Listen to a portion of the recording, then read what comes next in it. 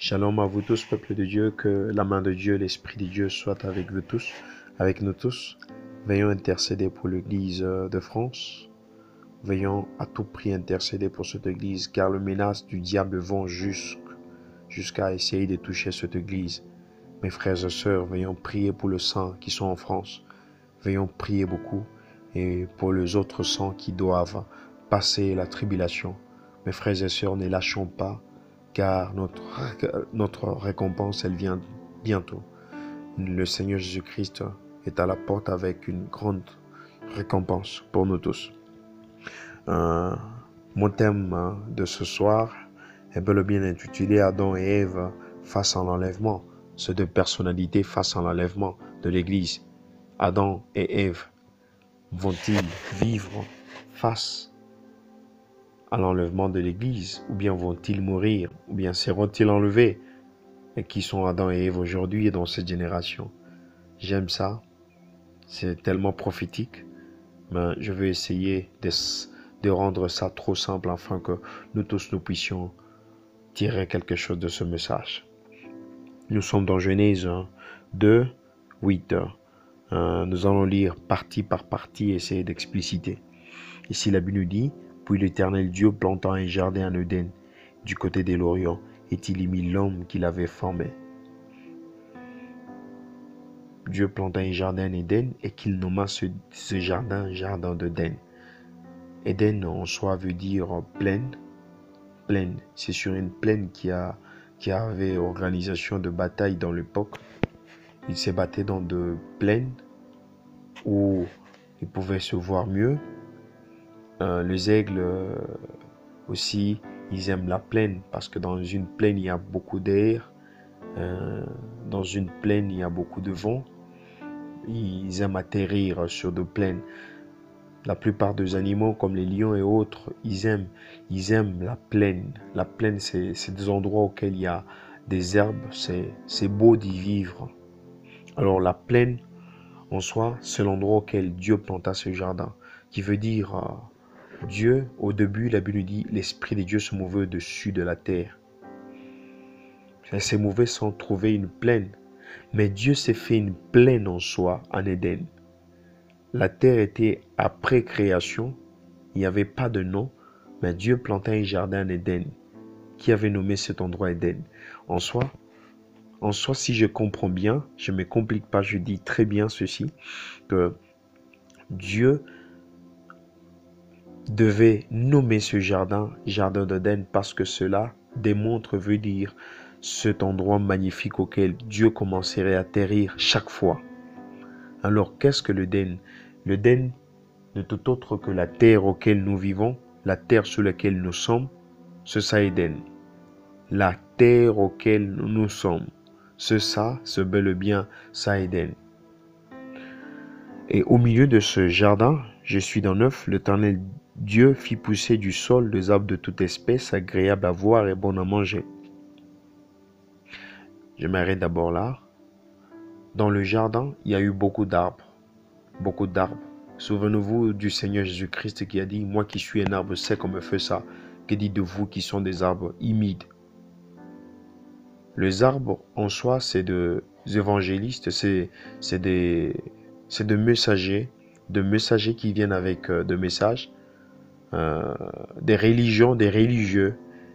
Par exemple, Bouddha, par exemple, tout ce que vous connaissez, Mahomet et autres. Mahomet, je sais pas, et les autres là-bas, qui vous connaissez, ils sont là, ce sont des arbres, agréables à voir et bons à manger, mais qui ne donnent point de vie. L'arbre de la vie est au milieu du jardin. Veuillez bien lire ensemble avec moi.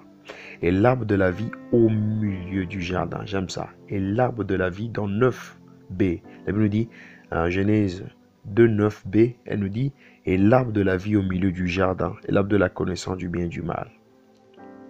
Au milieu de ce jardin, au milieu du plaine, Dieu s'est choisi un endroit auquel il a placé ces deux arbres.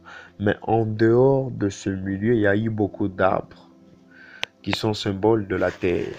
La plaine, c'est symbole de la terre auquel nous sommes. Le milieu du jardin, c'est symbole je m'excuse, le milieu du jardin, ce symbole de la Palestine, la terre, la Jérusalem, d'où est sorti Moïse avec la loi, Jésus-Christ avec la grâce. Moïse avec l'arbre de la loi, Jésus-Christ avec l'arbre de la grâce. Veillez bien m'écouter sur ça. Et un fleuve sortait d'Éden pour arroser le jardin, et de là il s'est divisé en 4 bras. Le fleuve, c'est symbole de la vie. Quand on parle du fleuve, on parle du fleuve, c'est la vie. La vie qui va depuis le centre là-bas. La vie qui vient du centre, de là, et se divise aux 4 bras qui sont les 4 continents du monde actuel. Il y a l'Amérique, l'Europe, la France, l'Afrique, il y a beaucoup de continents. Il y a les 4 continents les plus peuplés. Le cinquième plutôt, c'est l'Océanie qui n'est pas beaucoup plus peuplée, mais les 4 continents, ils sont les 4 fleuves auxquels l'eau de l'Éden du centre découle. Soit c'est comme ça.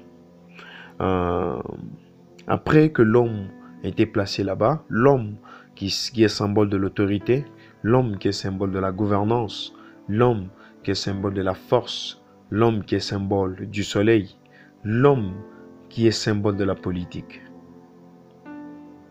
Est-ce que vous me comprenez? Joseph a pu rêver un jour, et quand il a rêvé, il voyait la lune, les étoiles et le soleil se sont prosternés devant lui. Son père lui a traduit son rêve. Il lui a dit, Joseph, faut-il que moi, ta mère, tes frères, que nous puissions venir nous prosterner devant toi? Qui veut dire, Jacob était symbole du soleil. La maman de Joseph était symbole de la lune. Et ce frère était symbole des étoiles. Vous voyez? Si l'homme est symbole du soleil, la femme est symbole de la lune, l'homme est aussi symbole de la politique, la politique du monde. En soi, celui qui veut la paix doit préparer les armes. C'est ça l'homme, la gouvernance. C'est ça l'homme, l'esprit de rendre les autres inférieurs à lui. L'autorité, il veut régner. C'est ça l'homme. En soi, l'homme est né avant la femme. Avant la femme. Avant la femme, l'homme est né. L'homme existait déjà. Il y a longtemps, il y avait des royaumes, mais il n'y avait pas d'église. L'église est née quand le Seigneur Jésus-Christ est venu. Il a parlé quelquefois de l'église. Il a dit, en soi, il a parlé de l'église. Il a dit, tu es pierre sur lequel je bâtirai mon église. L'église a été bâtie vers les années 30, 35, 32, 33, après le Seigneur Jésus-Christ. Il a bâti l'église, mais tandis que la politique existait. C'est symbole d'Adam qui existait avant Adam et avant Ève. Adam existait avant Ève. Vous voyez, Adam était là, il existait avant Ève, et Ève est venue après. Il a fallu que Dieu prenne une part du côte d'Adam pour en faire la femme. Là, c'est purement prophétique. Je vais vous troubler sur ça. Je ne vais pas vous troubler sur ça. Mais mettons, le problème est là. Dans Genèse 3, 6, vous lisez, la femme vit que l'arbre était bon à manger quand elle a été séduite par le diable. Elle a vu que l'arbre était bon à manger, agréable à la vue, et qu'il était précieux pour ouvrir l'intelligence. Elle prit de son fruit, elle en mangea, elle en donna aussi à son mari qui était auprès d'elle. Son mari n'était pas loin, le mari était là auprès d'elle. Quand elle a mangé les fruits, elle en donna aussi à son mari. Elle n'était pas allée chercher son mari à distance. Son mari était là. Elle lui donna là-bas. Son mari mangea aussi. Mes frères et sœurs, c'est là que nous allons. Qu'est-ce que la femme en soi? Quand Jésus-Christ a créé cette église, il a dit, si tu es pierre, tu es Pétras, sur cette pierre auquel je bâtirai mon église. J'aime ça. Toi, tu es Pétras, tel que Pétras. Mais sous cette pierre que tu es, je bâtirai une église. En soi, c'est comme ça. Oh, j'aime ça. Merci Jésus. Alors, en soi, de là est née l'église primitive. L'église primitive qui a été combattue par la politique. La politique a combattu l'église primitive et jusqu'à ce que l'église primitive était en faillite. Et de là est née l'église mondaine qui découle de l'église primitive, l'église de païens, l'église de Rome est née là-bas. Et quand l'église de Rome est née là-bas, c'est l'église qui prend l'autorité royale combinée à l'autorité sacerdotale. Ça prend les deux et ça les combine, ça les achemine vers ce que nous appelons aujourd'hui. Et ce que nous voyons aujourd'hui qui dirige, qui concorde le monde. Car Rome était la grande puissance du monde, mais elle a changé de devenir la grande puissance politique en grande puissance religieuse. Aujourd'hui, Rome, elle cherche à manger de cet arbre. C'est ça l'église charnelle, symbole de Ève. Elle cherche à manger de cet arbre, de ce fruit de cet arbre. Et qu'est-ce que le fruit? Le fruit n'est tout autre que l'adoration. Car dans le 10 commandements, à l'arbre de Moïse, le premier des 10 commandements est dit, tu adoreras le Seigneur ton Dieu. Il n'y a que le Seigneur ton Dieu, il n'y a que le Seigneur Jésus-Christ. Il n'y a que Dieu, il n'y en a que Dieu lui-même. Tu ne dois l'adorer que lui seul.